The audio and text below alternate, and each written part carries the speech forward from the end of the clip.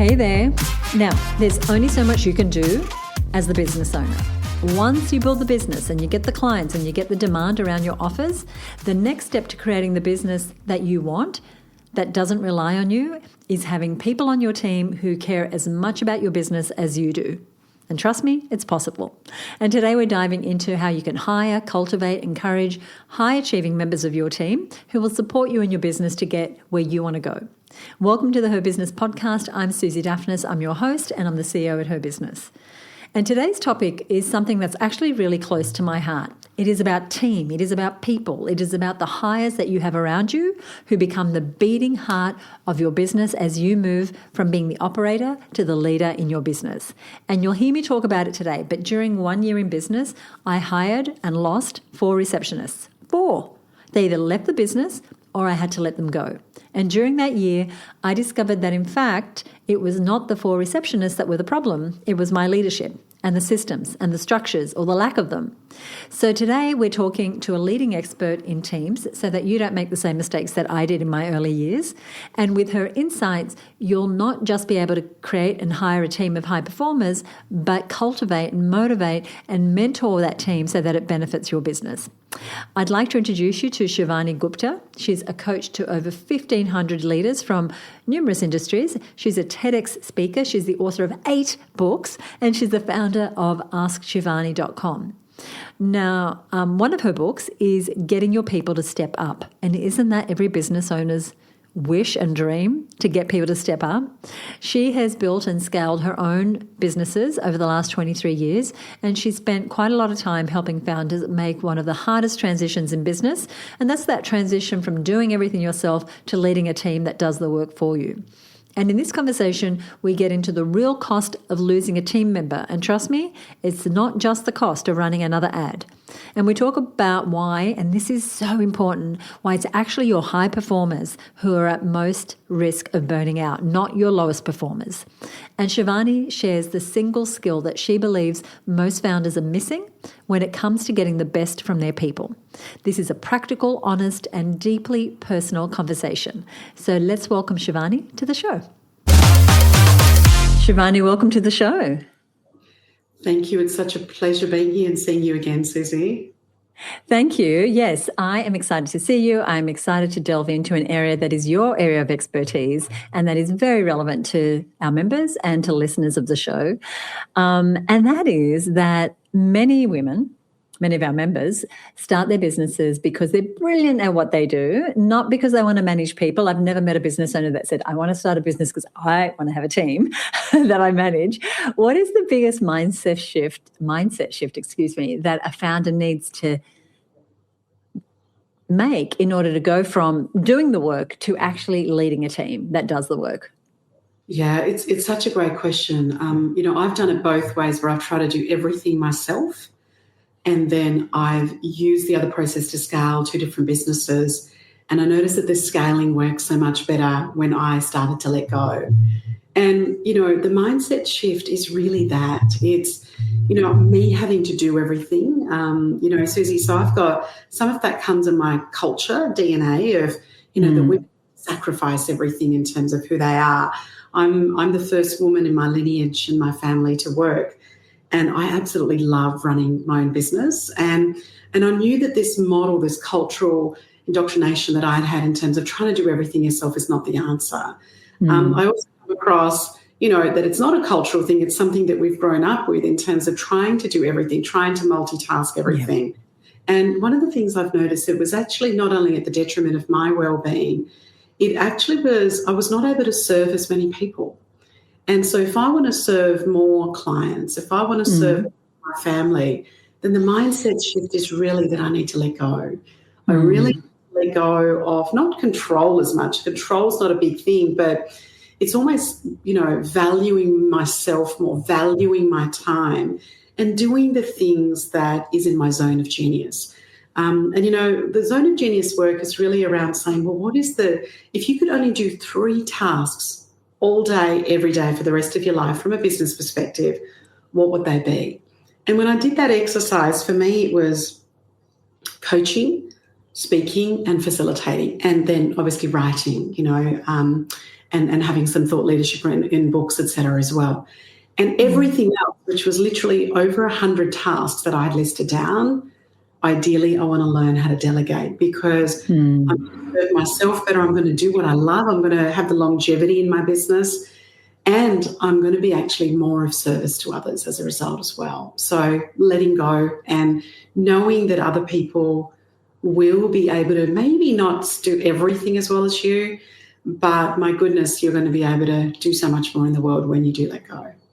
And it's important to discover what your zone of genius is, and I think to do the exercise that you did as well. And we might not be able to let all the rest of the 97 tasks go, but at least we know what the highest use of our time is and what is going to be most beneficial, usually to the organisation as well as to our well-being.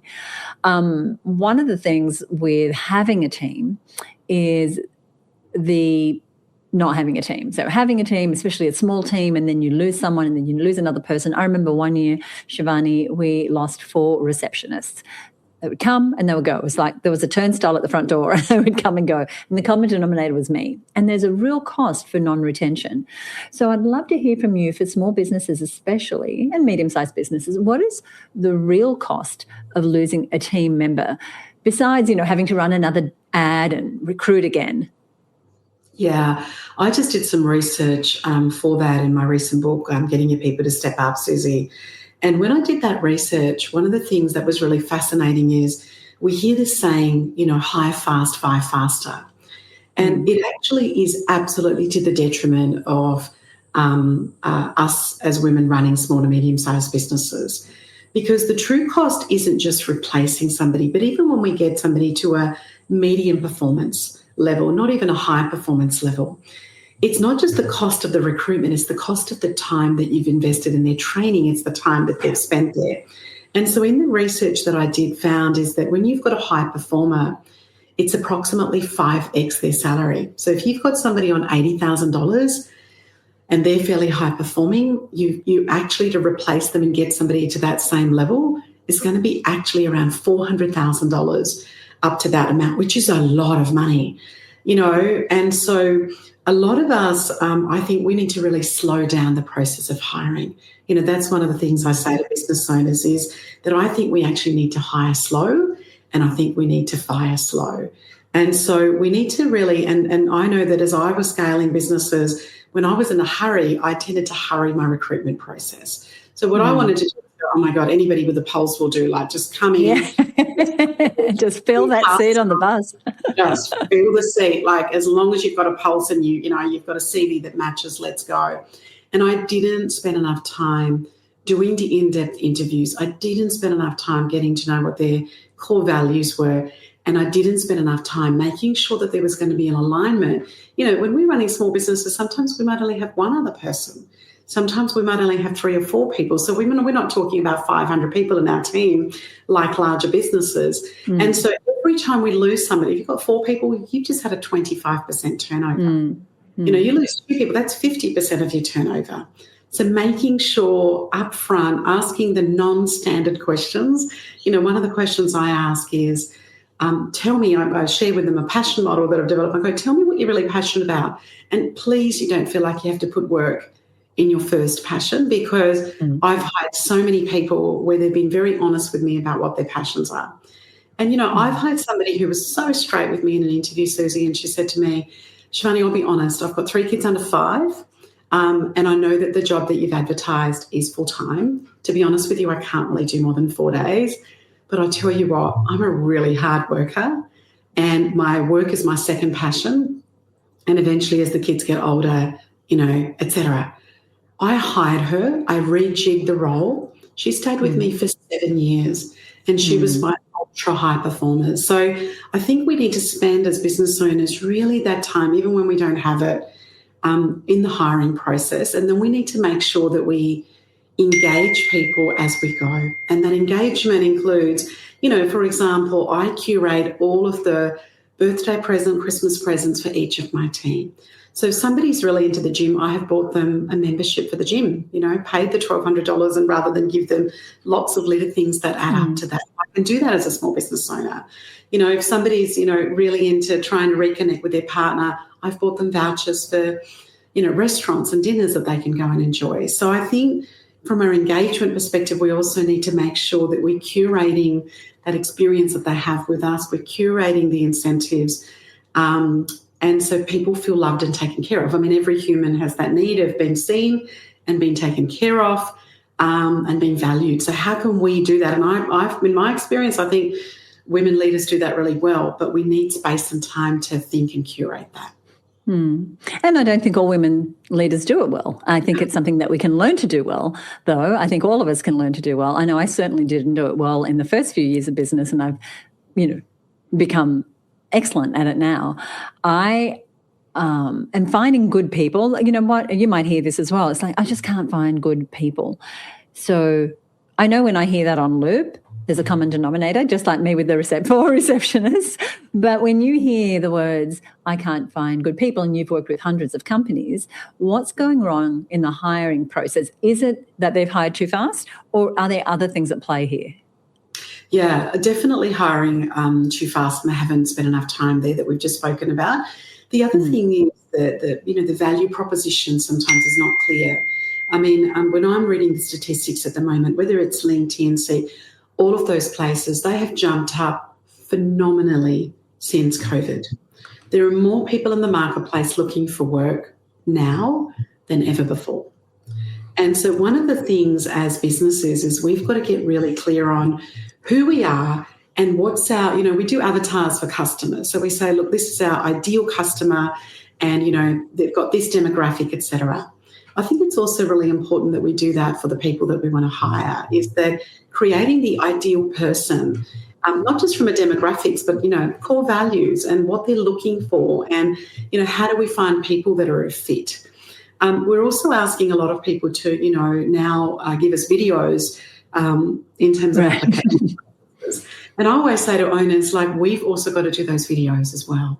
So we actually present and say, this is who I am, because often when we're running small businesses to medium-sized businesses, we're the founders here, we're the creators. We found a gap in the marketplace and we then stepping into as a business owner and entrepreneur. And what we want to do is we want our essence to come through when we're doing these videos, to say, this is who I am, this is why I set this up, this is who I'm looking for. So that when people watch that, they go, oh my God, I want to come and work for her. She sounds, feels, and using, again, all of that 100% of communication that we've talked about for 25, 30 years in terms of our body language and tone and not just our words. Putting out, it's only 7% of our communication. So I always encourage people to do that. And I find that asking in your networks is so important, that, when I've said, hey, do you know somebody? So I currently have 4 VAs, and 2 of my VAs came through referrals. There were people I said, hey, I'm looking for this particular skill set. Do you know anyone? In fact, one of the other founders that I was speaking to, she said to me, hey, the person that I've got working with me would be ideal, and he doesn't have full-time work. So it's 2 days a week for me, as well as, serve her. So, asking some of your network and referrals, people that know you, people know that how you tick, and we've got to find the people. And I always think, let's spend that time, if I can use the metaphor, dating people first before we move in and get married to them from a workplace perspective.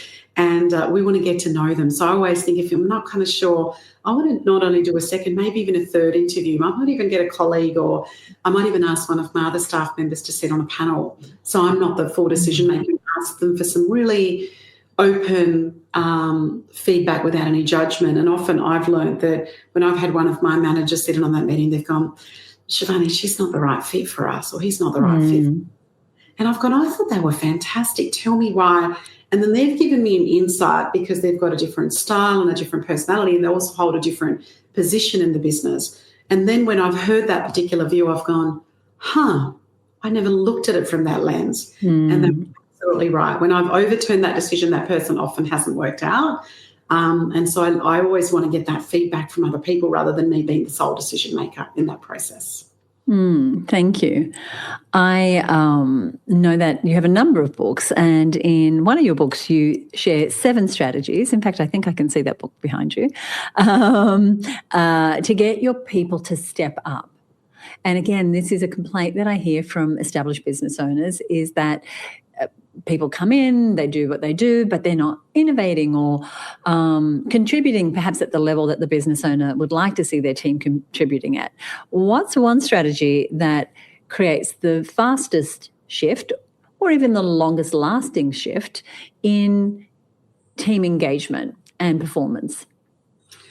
Yeah, well, we could probably. Or you can give us more than one if you want. Let me one. I think that most people that come into our team, most founders and owners, don't have great coaching skills. And so we are, often visionaries. We're like, we've got this idea and we think we can take the business from X to, 10X or whatever it may be. And then we bring people in who've got great CVs and great backgrounds and we think they're going to be ideal. But the everyday coaching process, understanding how to get the best out of people is probably a really key set that's missing, and we're not taught to be coaches. So one of the things I always say to owners when they say, how can I find better people and how can I retain my really good people, is learn the art of coaching. So what you want to do is you want to, and that also helps you with the delegation. So the more of a coach that you become. And I always say that when you're in a founder role, you're kind of directing. Our role as a leader and a visionary is to say to people, we're going to go from Adelaide to Brisbane or A to B, right? And so that's the direction that we're moving in. Now, one of the things we want our people to do is to have the speed. We want them to implement things from our vision really fast. We want them to be able to work out, let's use that metaphor of going from Adelaide to Brisbane. Are we flying there? Are we driving there? What's our budget? Who are we taking with us? How long do we have to get there? All those details of what we want to do. But that person's not automatically going to be able to do that. And so how do we then move out of our visionary hat, take that hat off, and then put the coaching hat on? And now say, so what do you need? And learn to ask great questions, which gets our people to think for themselves. It also allows us that delegation in that process so that they go, right, I'm running this management piece. I'm running this piece there. She's not helping me do that part. She set that direction. It's very clear. And also then being able to check in, being able to support them, being able to praise them at the right time, and also being able to give that constructive feedback. So one of the things I know that I talked about in the book is this, and this is not my formula and research, but Stephen Covey talks about a 4-to-1 ratio. That how do we give people 4 lots of positive feedback? It's almost like a bank balance, but rather than $10 in, $10 out, the ratio is more 4-to-1. And how do we put enough cash in the bank with our people so when that opportunity comes for us to give them constructive feedback, when something's not going in the direction that we want, then how do we actually withdraw that cash? But it's that 4-to-1 ratio. So how do we build people's confidence up? And I think when we learn the art of coaching, and, you don't have to go and study for 3 years. It's, lots of what questions and lots of open-ended questions, things that we're aware of. But almost switching hats, that's been a thing that's really worked for me. I'm like, I'm going to take my founder hat off and I'm going to put my coach hat on, and I'm now going to step in as a coach, and then I can come back and take my coaching hat off. And that's really been helpful to me scaling businesses. But anybody that I'm working with, that's been really helpful to say, learn to become a coach and become very consciously, the more percentage of your time that you can spend in coaching, there's a direct correlation in how much you can delegate. There's a direct correlation in how much your people will grow, and also a direct correlation in terms of how you can retain them as well. I love that distinction between when am I wearing the coaching hat, when am I wearing the founder hat. And I think they both fit under an umbrella of what it means to be a leader. And I think as a leader, we need to embrace both. And so what I say often is that founders like, I just need to do my job. I need to do my founder job. But being a leader takes having some additional skills. And so I love that you've couched it as a coaching role, and that is what you help owners start to recognize, that this is a skill to develop Because it's not about putting people in a corner and giving them a task list and then going, are you done yet? Are you done yet? Are you done yet? Not that I'm saying people do that, but some people do that. They see their team as individuals who do tasks. And I see this especially with virtual team. They're treated as a machine that is going to get tasks done. And I feel like as leaders, we want to be the visionary, as you said, step into our founder role, use our genius as best we can, but also know that part of growing a business is having a team.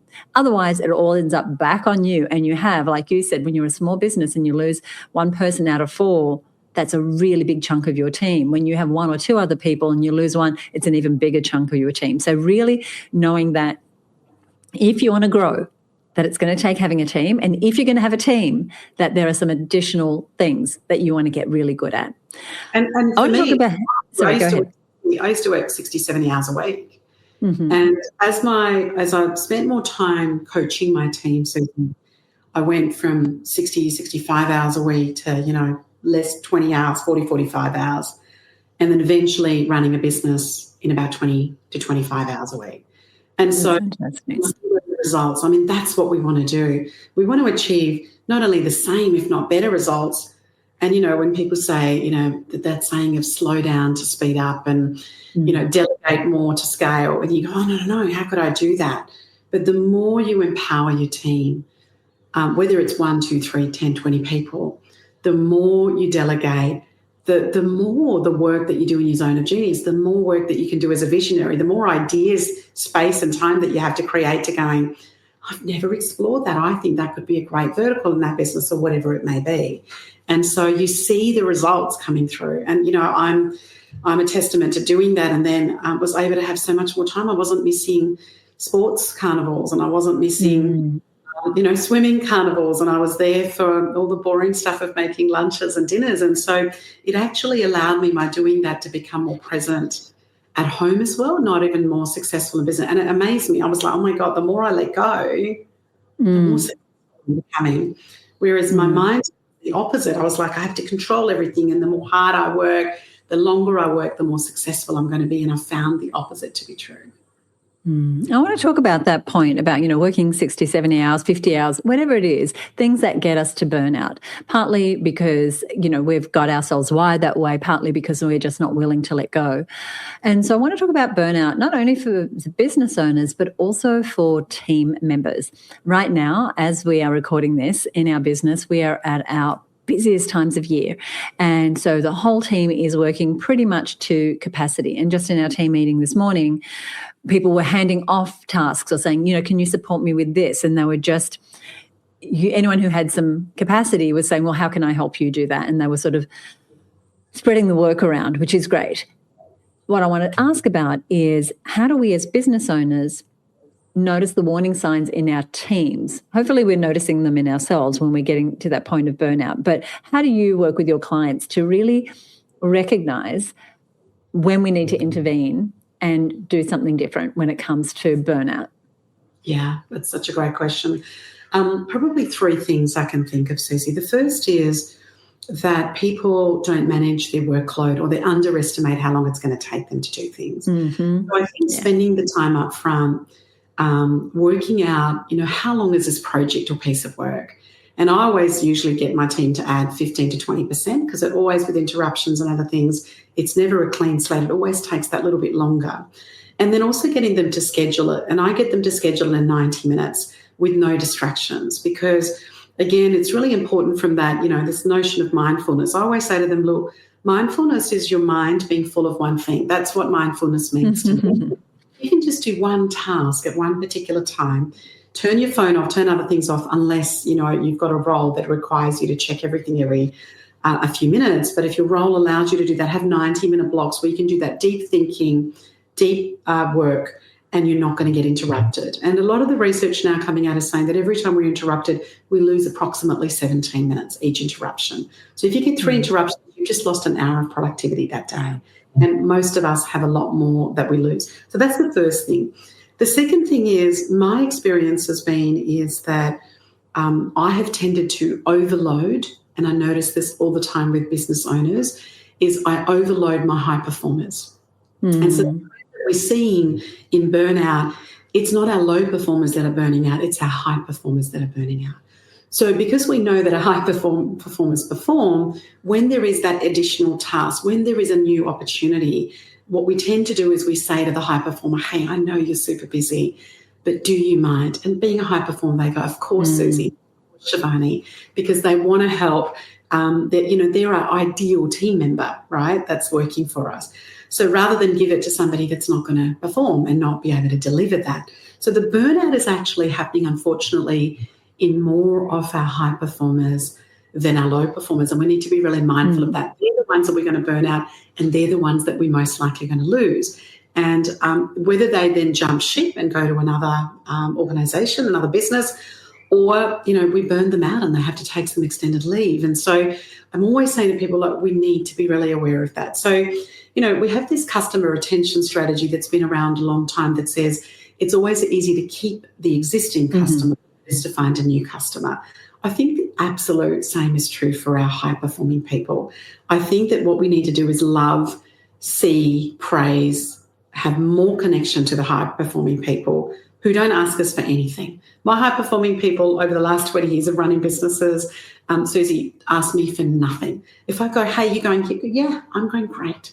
They never, ever complain. It's always my low-performer people. It's all my squeaky wheels that are noisy and are constantly asking me for input. And guess where my energy goes? To the squeaky wheel. So the third part is also, I think, as business leaders, one of the things we need to say is we need to I have a matrix. I've always had a little matrix of my low, medium, and high performers. And so one of the things, obviously, we want people is we want them to, be great with time, be great with output. And so I map my people out. Who's my low performer, who's my medium performer, and who's my high performer. And like my customers, my role is, I always say if I look after my people will look after my customers.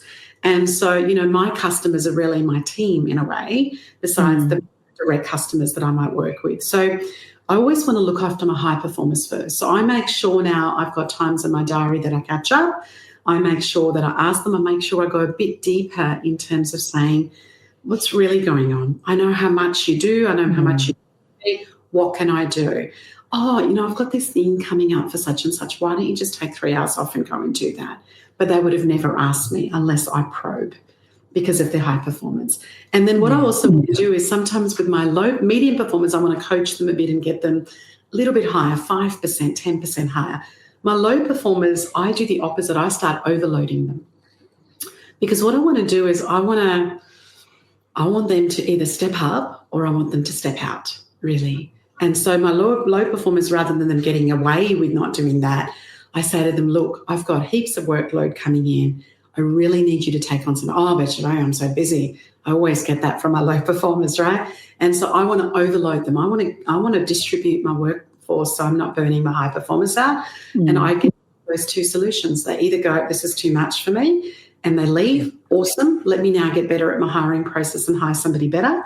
Or they step up. Awesome. Both results are good for me. So they're probably the 2 or 3 strategies I use in that.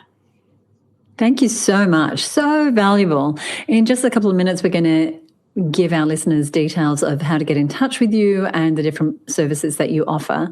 I want to ask you a question that we ask all our guests, and that is at Her Business, we have a tagline, which is your business, your rules. How does that speak to your message and how you've approached your own business and life? And so you're talking about like boundaries and rules that I have, you mean, Susie? For you, yeah. So when you hear your business, your rules, what does that mean for you and how you run your business? Yeah. I remember thinking when I left the corporate world that the thing that I value the most is freedom.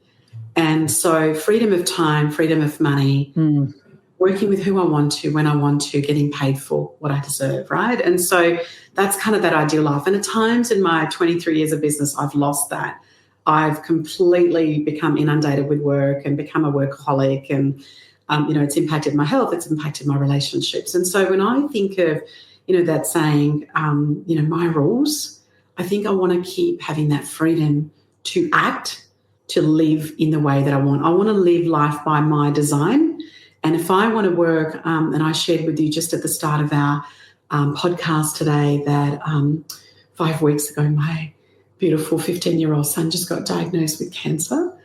And that just came out of nowhere. We thought it was a wisdom teeth issue, and that's now a bone cancer, a sarcoma in his jaw. And it's a lot at the moment. We're in hospital tonight onwards. And so to me, my freedom has not meant more to me than it does now. I've worked through my pregnancies. I love working. I love the work I do. And my kids also know that I would be terrible mum if I didn't work.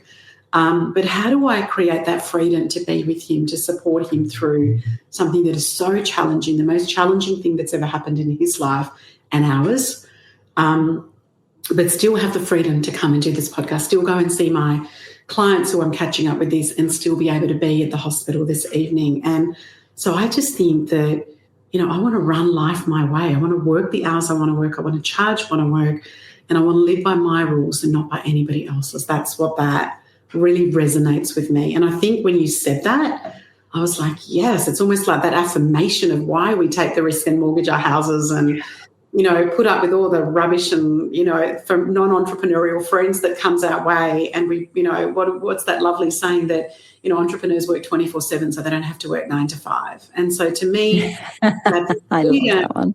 That freedom of, like I got up at 4 and punched out a heap of work knowing that I'm going to finish work early. And I love that freedom that it creates for me. I want to thank you so much, one, for sharing so vulnerably, two, for sharing of your zone of genius, and say thank you. Thank you. I appreciate you. It was great to reconnect, and I look forward to good news from the work that you're doing with your son. And thank you. Susie, thank you for having me. It's been a pleasure reconnecting with you too. Shivani recorded that conversation on the same day that she was heading to the hospital to be with her son. She came to this podcast, she gave everything she had, and then she went to be with her family. And I think that's worth sitting with for a moment, not just in gratitude for the time that she spent with us today, but in awe of her ability to share what was going on in her life. Because everything we talked about today, the zone of genius, the delegation, the coaching, the letting go, it's about more than building a profitable business. It's about building one that gives you your life back, one that doesn't require you to sacrifice everything in order to keep it running. So the kind of business that Shivani has, where she's able and gracious enough to spend time with us here on the podcast, is one that we should aspire to. And she said something near the end of our conversation that I keep coming back to. She said her freedom has never meant more to her than it does right now. That's why we do this work. Now, Shivani's book, which is called Getting Your People to Step Up, is available now, and I'll put a link to it in the show notes, along with details of how to connect with her and work with her directly.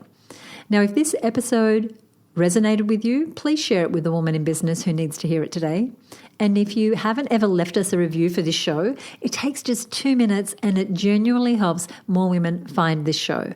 I would love to hear your thoughts. Speaking of which, I would love to do a shout out to someone who recently left a comment, and that's Katie Ballog of Brightpoint Research. She listened to episode 328, an episode, I love the name of this episode. It was called 4 Systems That Saved My Sanity as a Business Owner. Now, a little bit about Katie. She brings people and projects together with market research. And she said, love this podcast about systems. I'm passionate about them, but not always great at implementing them. Thank you for sharing. I like the idea of starting the system of me. And Katie left this message on Spotify. So whether it's Apple Podcasts, which is the mama bear of all podcasting apps, or Spotify, or you direct message us on Instagram, wherever it is, if you want to share the love, we would love that, and I would happily give you a shout out, you and your business a shout out on the show. And if you enjoyed this episode, we would love it if you would leave us a rating or a review. You'll find us at Instagram. You'll find us on Instagram at HerBusiness. So do follow along. We're posting great stuff all the time. And once again, Over on our show notes page, you'll find a summary of today's episode and links to Shivani's business and other resources that we've talked about. And our show notes are at herbusiness.com/352. Now, if you are new to the show, hello, welcome. Subscribe or follow wherever you are listening and join us in the next episode for more inspiring stories and lessons from successful female entrepreneurs. One of the things that we're doing is periodically we are doing listener questions as the feature of an episode. And so if you have a question you would like us to answer, either anonymously or to give you a shout out, then go ahead and just direct message us in Instagram. Whatever the biggest challenge is, whatever you want to know more about, whatever you're struggling with right now, we would love to be able to support you. This show, the tagline is your business, your rules. We want you to go out there and build businesses that resonate with you, that represent you, businesses that you are so proud to step into as the leader. We'll see you next week right here on the Her Business Podcast. Bye for now.